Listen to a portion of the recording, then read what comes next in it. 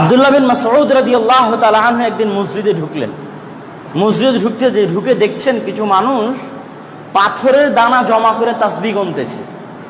একটা একটা করে পাথর সরাচ্ছে আর বলছে সুবহানাল্লাহ সুবহানাল্লাহ সুবহানাল্লাহ সুবহানাল্লাহ।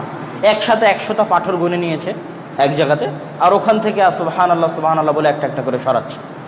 তা আব্দুল্লাহ বিন মাসউদের এই দৃশ্য দেখে পায়ের রক্ত মাথায় উঠে গেছে। কেন? ওরা তো সাহাবী, ওরা তো সুন্নাত কি জিনিস বুঝে, বেদাত কি জিনিস বুঝে। পায়ের রক্ত মাথায় উঠে গেছে। তখন উনি বলছে, শোনো, রাসূল সাল্লাল্লাহু আলাইহি ওয়াসাল্লামের জুতা এখনো নষ্ট হয়নি, আমার বাড়িতে আছে।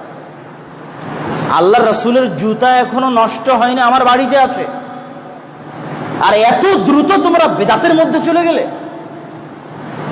যেখানে রাসূল সাল্লাল্লাহু আলাইহি ওয়াসাল্লাম তার জীবদ্দশায় কোনোদিন, আল্লাহ রাসূলের যুগে কি পাথর ছিল না? ও তো মরুভূমি, পুরোই পাথর। আল্লাহ রাসূল তার জীবদ্দশায় কোনোদিন পাথর দিয়ে তাসবিহ গুনলেন না, আঙ্গুল দিয়ে তাসবিহ গুনলেন। আর আল্লাহ রাসূলের জুতা এখনো নষ্ট হলো না, তার আগেই তোমরা পাথর দিয়ে তাসবিহ গোনা শুরু করলে। বন্ধ করো এই বেদাত। টিকে থাকতে হবে আল্লাহ রাসূলের সুন্নাতের উপর। আল্লাহ রাসূল হাত দিয়ে গুনেছে, তোমার জাজবা থাকতে হবে আমি যদি মরি তাও হাত দিয়ে গুনবো। এটার নাম হচ্ছে ইমানি জাজবা। আর যদি দেখাতে পারো যে না, আল্লাহ রাসূলও পাথর দিয়ে গুনেছে, সমস্যা নেই।